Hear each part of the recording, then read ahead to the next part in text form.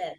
And So and just so Rude that's can why he's cuss a on the little bit fence. more, or just so Rude can try not to cuss a little bit more, let's talk about this 22-year-old California woman who appeared in Manhattan court on yesterday.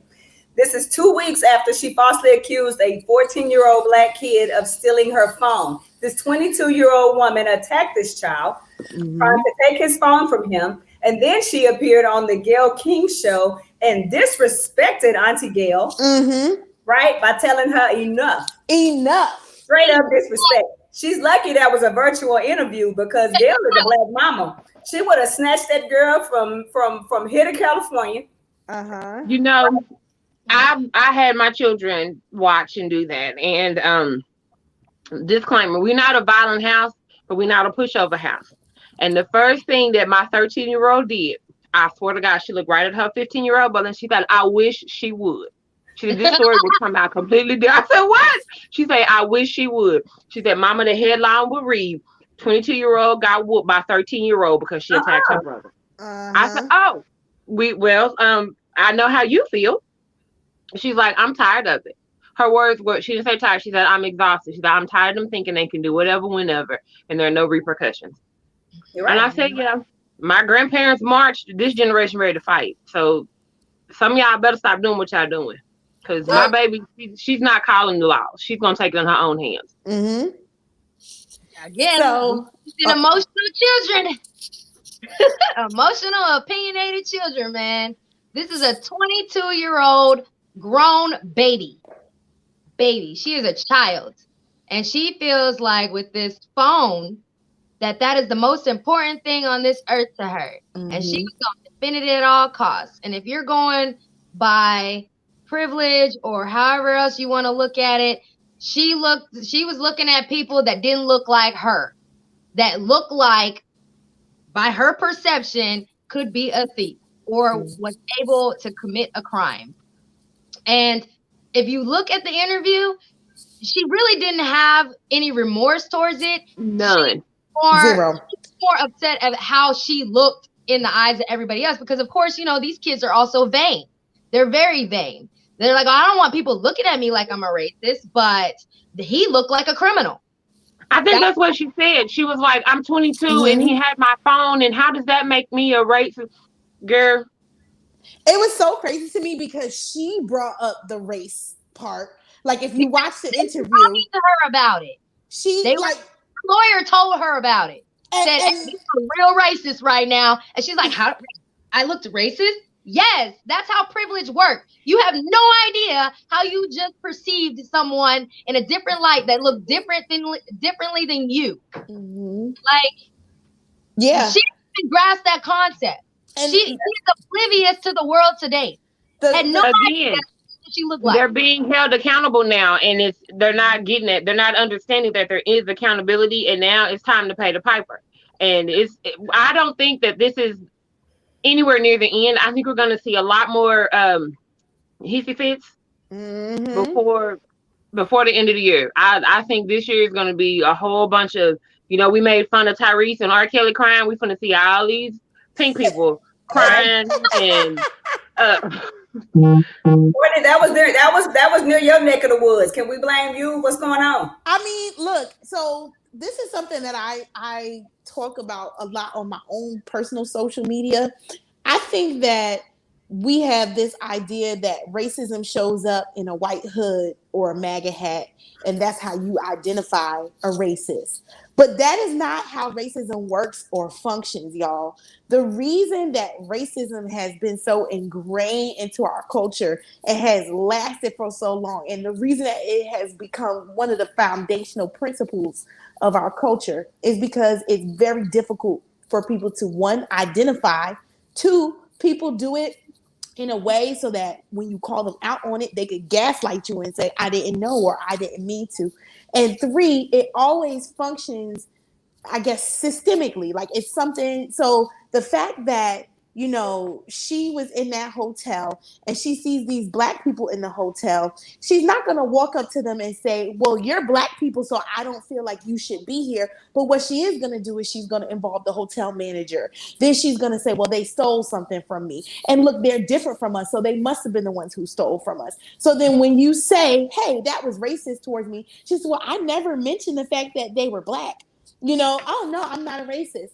I'm a 22-year-old kid. That's another one of those white red flags for me when they start describing white people who are adult age as kids. Oh yeah, to distance themselves from the responsibility of their actions. But he was a 13-year-old kid, and from some of the reports I read, I believe he was autistic.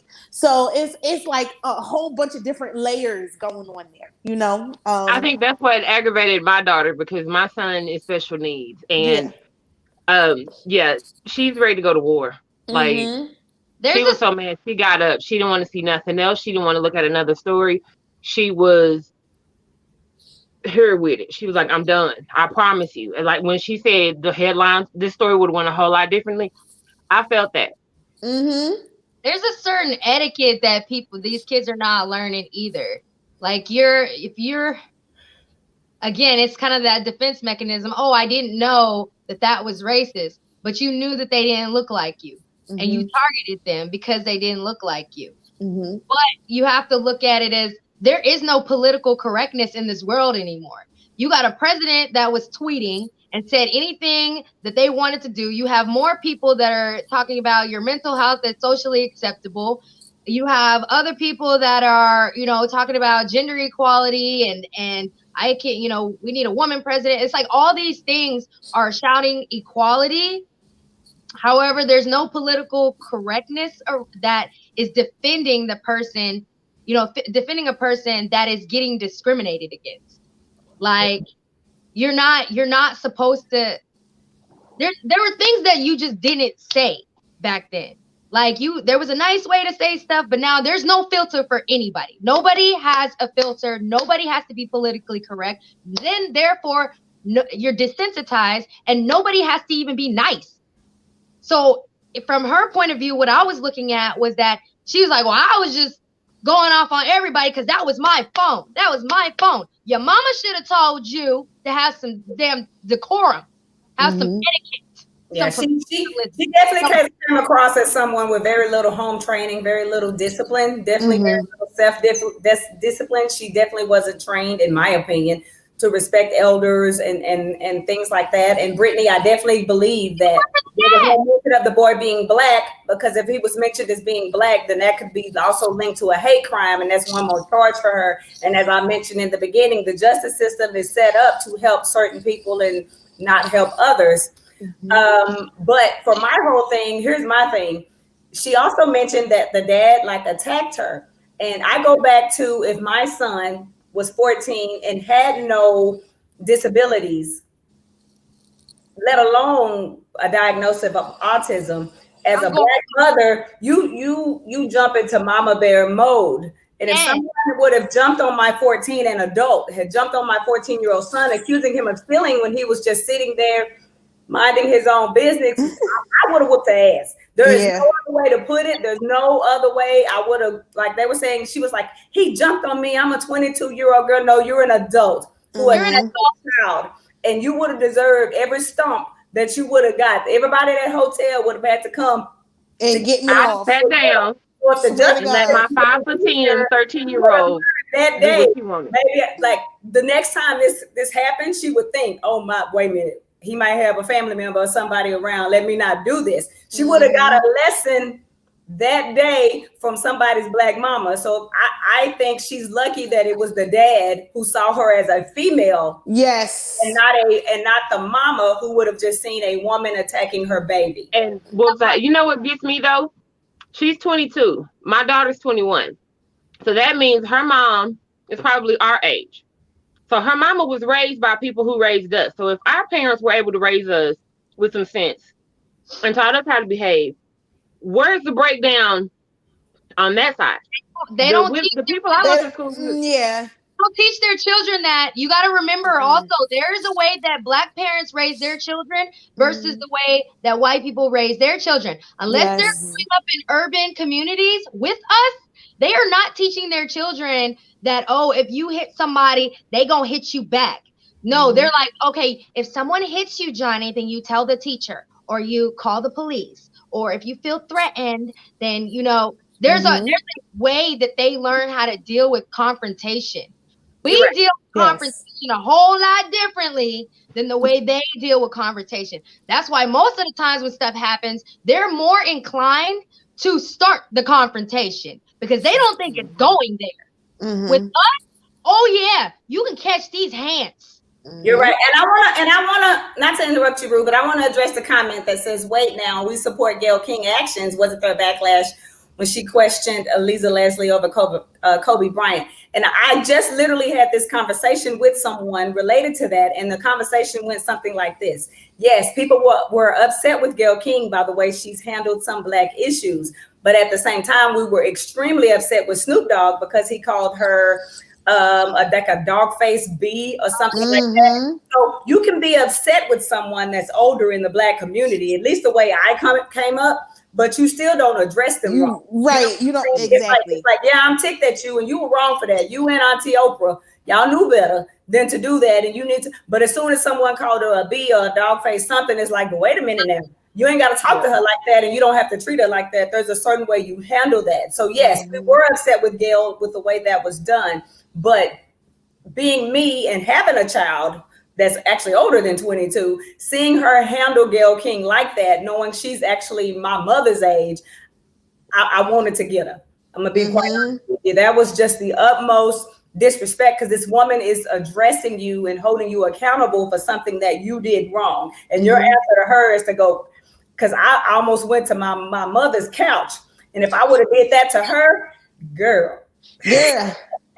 I wouldn't have no fingers left. Be missing the co-host. I'll come back with some nubs. Nubs coming back. But like, can we just talk about how just her behavior towards Gayle in that very moment? I'm with Lamar. I think she had a low IQ. I'm with Lamar. I think there was something wrong with this girl. She wasn't out there. She wasn't out there. They had to pull her out of the car whenever they did try to apprehend her. They had to pull her. Something was wrong with her. Something is wrong with that girl. Did nobody really say anything about the hotel manager? Who, like, he, on the video, he was like, well, go, you know, like, prove it. Like, she wants to see your phone, so show it to her. What who the hell? Right. What you my phone for? How about while I'm standing here, you ask her for a phone number, you call it. Yeah. You see if my pocket starts singing. Other than that, you're not touching nothing in my pocket. Unless you call the FBI, the NYPD, you're not going anywhere. I remember, and this is unrelated, we were going through like Walmart one day, and I don't know if y'all know at Christmas time, they hire all these old white people that are retired in like 90 to watch the door and to like take receipts of some people or whatever. And I'll never forget, my son was like 12 and there was a group of people in front of us with a grocery cart, and he was pushing like multiple cases of like sodas that weren't in a bag or anything because they couldn't be. But I think they put like a sticker on them or whatever to prove that they've been paid for, but you can't see that. Well, this old white man had let several people walk past him and just looked at him. And my son was in front of me and he walked out of Walmart and he was going to keep going. And I remember that man grabbing my son by his arm and grabbing the bag. Y'all, my kids had to get me. I grabbed that bag from that man and I grabbed my son and pushed him. I said, don't you ever touch my child again. But if you don't want to touch the people in front of him, this boy has a bag and a receipt in his hand. You touch him if you want to. And I remember the manager or somebody like walking us out of Walmart. That's just how it is. That's just and I think it's subconscious because this man was old as hell. And it's funny because I was living in a small town then and I'm a nurse.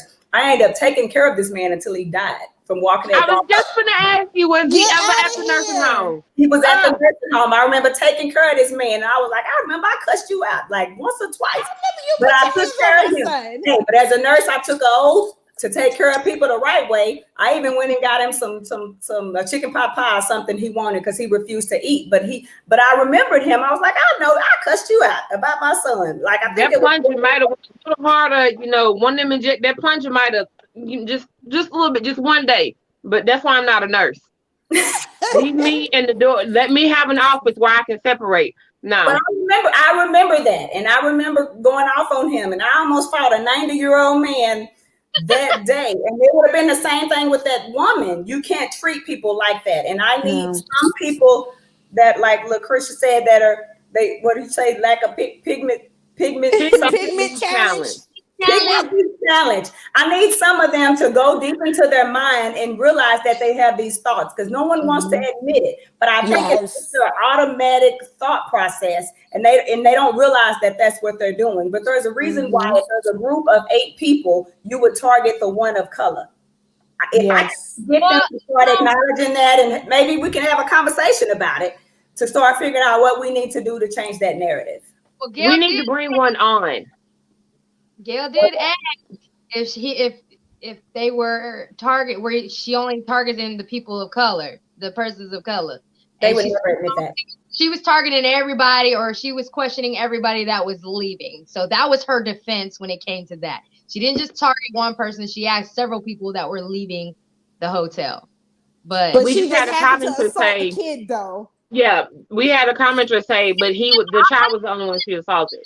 She could have assumed his age, because we always look threatening or older than what we are. Than we look. Like I got a 13-year-old right now that look like she 21. So well, I told you my 13-year-old is 5'10", and I would have let her whoop that 22-year-old grown ass that day. I think the main thing from all of this, from Trump and her, is accountability. We have to figure out people to start holding people accountable for their actions. And I think once that's how you hold them accountable, their actions will change. You whoop that ass, or you affect them pockets, and watch them get in line. I didn't say what accountability will be in the form of. I just said accountability. Or ass whooping, whatever works. And let's